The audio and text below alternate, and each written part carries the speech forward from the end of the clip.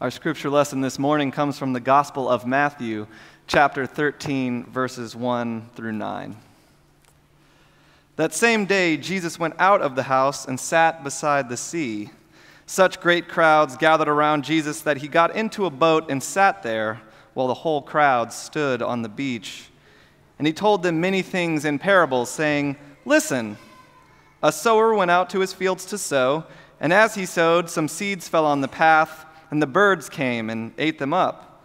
Other seeds fell on rocky ground where they did not have much soil, and they sprang up quickly, since there was no depth there. But when the sun rose, they were scorched, and since they had no root, they withered away. Other seeds fell among thorns, and the thorns grew up and choked them. And other seeds fell on good soil and brought forth grain, some 100-fold, some 60, and some 30.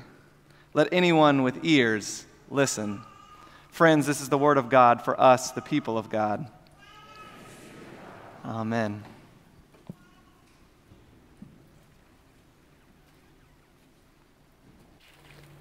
Some years ago in Danville, Virginia, there was an organization known as the Danville Mushroom Hunters Association.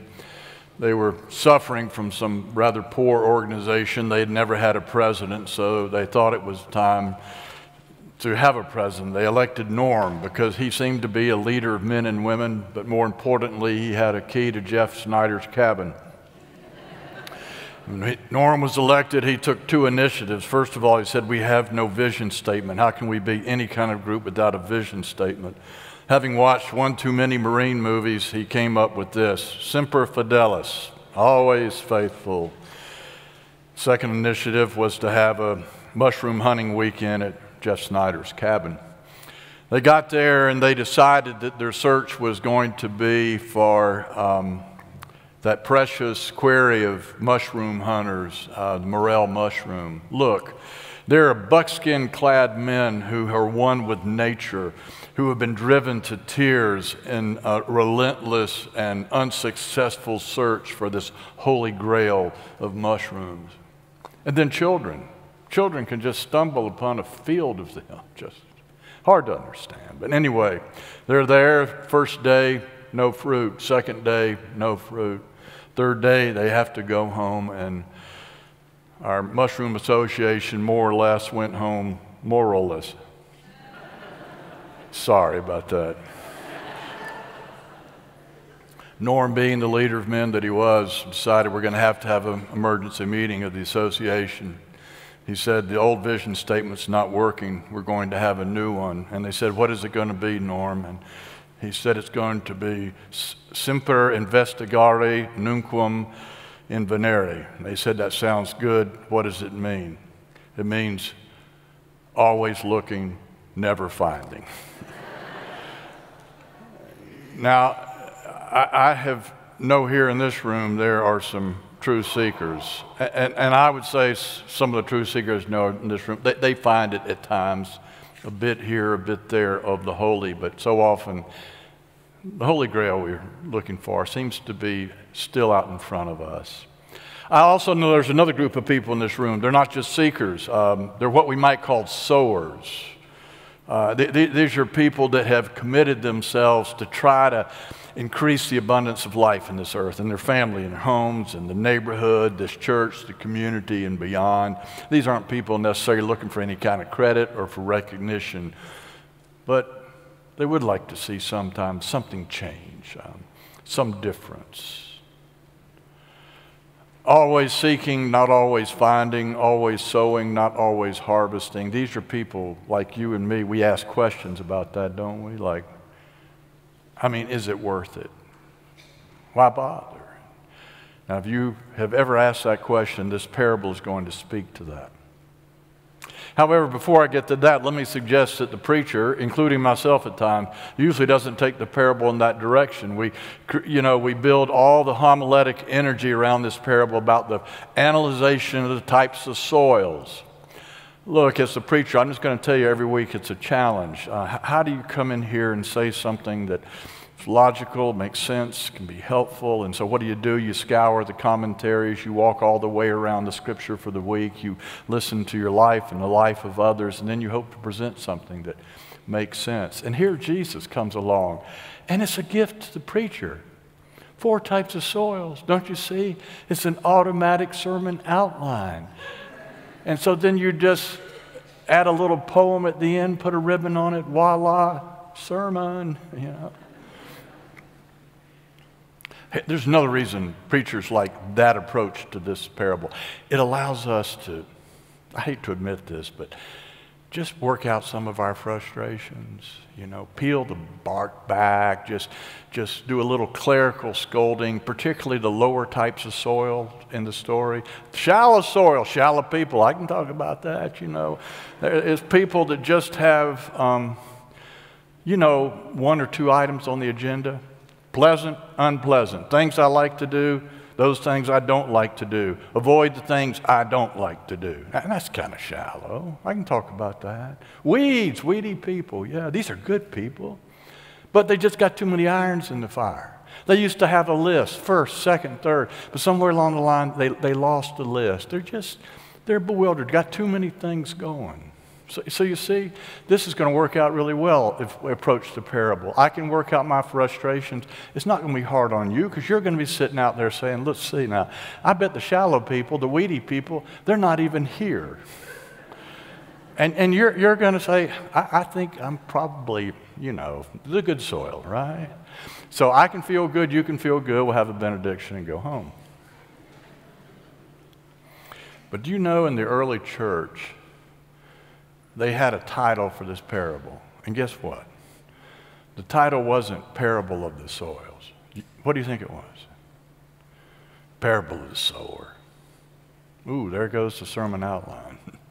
Oh, but that's going to take us back to that question I asked a minute ago. The best biblical commentators say, if you want to go and get into the depth of this story, you're going to do it through the window of the sower. This is a parable. A parable isn't straight line, linear teaching. It's a comparison story. It uses nature. It uses the common things of life to arrest our attention by their vividness, their strangeness. Now I want to ask you a question. What part of this story is most strange, most vivid? It's the sower. The preposterous, outlandish generosity of this farmer who opens the seed bag and he's just throwing it everywhere. I mean, he's laughing at the birds, he's whistling at the rocks, he's throwing seeds at the root of the trees and the thorns and in the weeds. He's tossing it over the fence into the neighbor's yard. You see, I think that's the real invitation of this parable, to go through that port of entry and say, oh my, we're called into that kind of way of living, doing, being. But Jesus knew the challenge of that. What's going on here in this parable? What's he doing? He's teaching. He's on the back end of the boat and he's looking at the shore, just like I'm looking at you. He's looking at the people out there. And he's tossing the seeds of his grace and truth at everyone, tossing it broadside. Who are these people? Oh, they're like us. I mean, half the time they're confused and bewildered, but they're also like us. Why are they gathered there on the beach? A lot of them are there because they're trying to figure out what it means to live purposefully. Some of them are even trying to figure out what it means to put their feet on the path that he trod. And Jesus knows what's going to be ahead of them. There are going to be days and there are going to be seasons. There's going to be a paucity of harvest and results.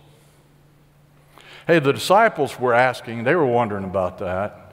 I mean, they watched Jesus get out there every day and just joyfully, gladly, he would throw out his seeds of truth and grace.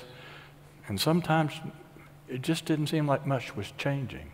There were some days it didn't seem like anybody was listening, or if they were listening, they weren't getting it. And then there were the fat cat preachers down in Jerusalem. They were already circling the wagons to snuff out his life. And the disciples had to be wondering, is it really worth it? You see what happens when you turn this parable around? The question is no longer, what type of soil am I? No, the question is, do we really want to bother with this kind of life?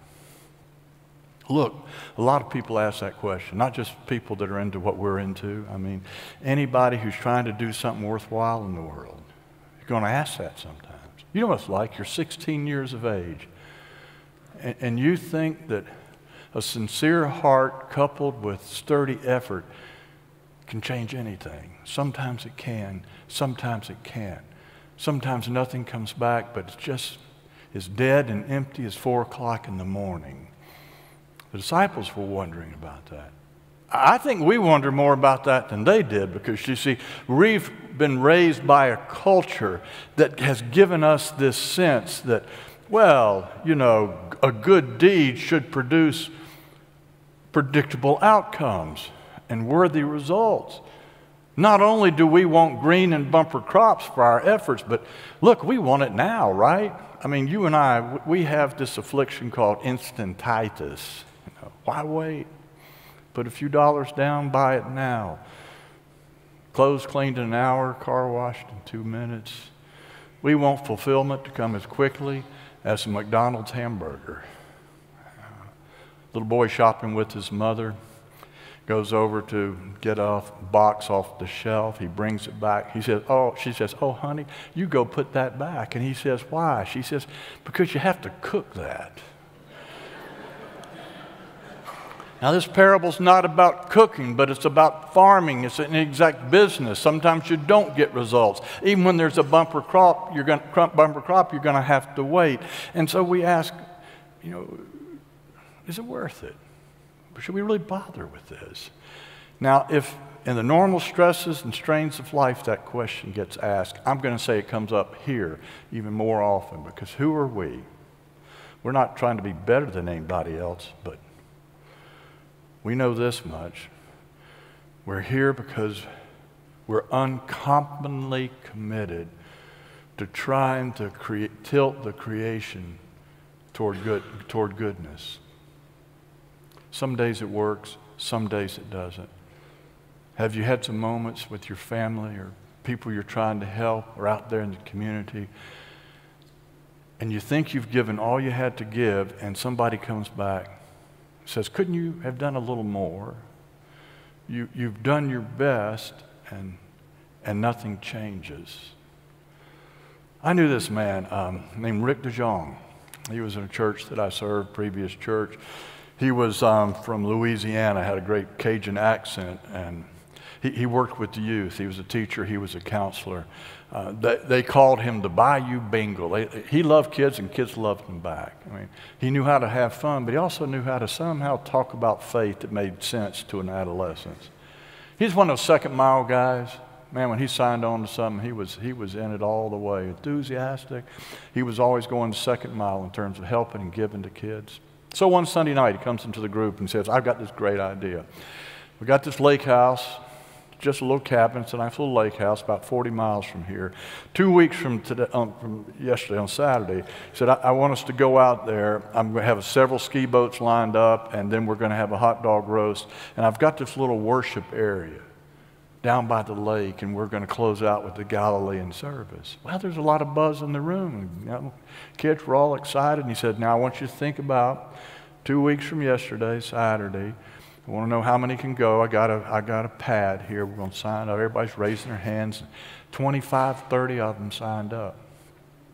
2 weeks later, here's Rick. He's in the church parking lot. He's there at 8 o'clock in the morning. He has the church van gassed up. He has several other drivers lined up. He has boxes of hot dogs and hamburgers, and he has gallons of ketchup and mustard.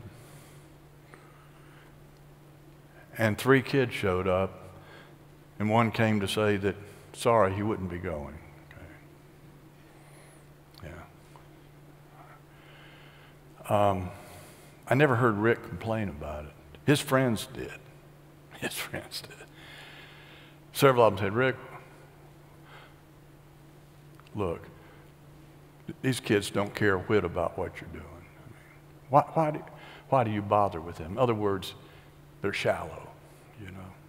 They're weedy. See, I'd heard some of their excuses, you know. There were a couple that legitimately got sick, but you know what most excuses? They went like this. Well, yeah, when you asked us if we wanted to go, yeah, I wanted to go, but then when Saturday came around, well, I just didn't feel like it. That's kind of weak. And his friend said, you know, what do you do? What do you do when your best efforts boomerang? Aren't you going to look for an exit ramp? Why bother? I'm going to give you the answer because the answer is here in this parable. There is good news here. Why bother? You and I bother with this kind of life because God has extravagantly, preposterously, lavishly bothered with us. That's why. Yeah. Why are we here today? Are we here because we worked all this out? We kind of earned our way into this kind of fellowship and this kind of moment? No, we're here because seeds of God's truth and grace, sometime at the right time in the right place, our soil conditions were just right, and they found their way into our hearts and minds. And it's made a difference in our lives, and that's why we're here. Okay? And look, this is a farming parable. This isn't something that happens just once and then it's over. No, this is something that happens again and again, season after season. This is about the abundance of grace. You throw your calculators away. Your spiritual math collapses with grace. 1 + 1 doesn't equal 2. It equals 3, maybe 3,000. And doesn't this happen to people like us after a while? Our lives keep getting soaked by those good, gracious blessings. And they get down deep into our souls and our being. And don't we find ourselves having a moment when we say, sign me up for that? Gracious God, let me join you in being a good sower. Yeah, can't help but do it. What did the Native Americans say?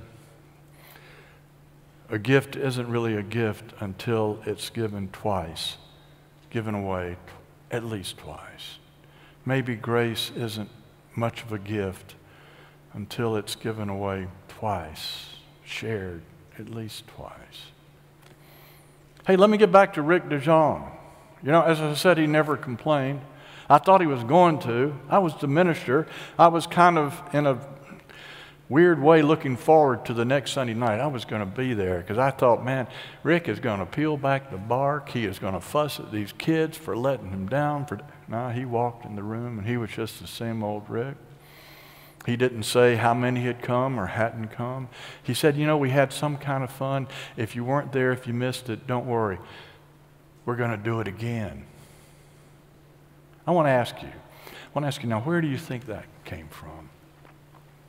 I think it came from a man who knew how to live out of the spiritual depths of knowing that just doing God's work, being a part of it, it's its own reward, its own joy. Period. Whatever the outcome, you say. Or I think it's representative of a man that had an unbridled sense of gratitude, that knew who he had standing behind him. He didn't have standing behind him a penny-pinching, dues-collecting God. No, he had a Abba, Father, Daddy God, Mother, nurturing God, a generous one. When I was in theology school, we had to read Bart, had to read Paul Tillich. Paul Tillich, boy, you would read his systematic theology. You would come to a paragraph and you just have to go, whoa, I got to go back and take another shot at that one. But Tillich said something and wrote something that the moment I read it, I understood it, and you'll understand it. Paul Tillich said, the history of the people of God is a history of a people who have been willing to waste their lives in love just as God has wasted his. Yeah. That's why we bother. God has so generously, graciously bothered with and for us. And by the way, when you get caught up in this life of being a sower, yeah, I know there's going to be disappointments, but just stay with it. This is mysterious work. This is God's business. I don't understand it sometimes, but I just know that growth will happen here, there. And you know, with your seed bag, don't be too careful. Don't be too protective of it. Don't be too selective. Don't rule out anything. Don't rule out anybody. Don't listen to someone who says, why are you talking to her? Why are you even bothering? It's a waste of your time. We don't know. Man, this is kingdom business. This is mysterious work. We don't know. Look, I think this is a really important word for a church. I'm not saying us, but for a church that can be tempted to protect itself at the altar of predictability and productivity. The farmer in this story is like a liberated slap on the face of the church with the furrowed brow, the church that is sitting on the seed bag saying, oh, we better keep and bottle up what we have for our own consumption. We're not sure there's enough to go around. Come on. We're talking about the abundance of God's grace. The message here is cast the seeds everywhere, cast them prodigally. Yeah, I do like to preach from this parable. Not because I like to fuss at people. No, I like to preach this parable because at our best, this is our story. This is what I experience in the church. I see things happening. I see growth happen. Sometimes I don't understand it. Sometimes it happens through us. Sometimes it happens despite efforts to try to direct it. You know, sometimes the carefully planted and groomed little flower pot yields nothing. And the sidewalk can't hold back the sprig of green that finds its way through a crack. Okay? This is God's business. I'll close with this story. I was in Waynesville, and one thing about being up here, I don't count people in terms of worrying, like keep score when you're here and not here, but I notice people, you know.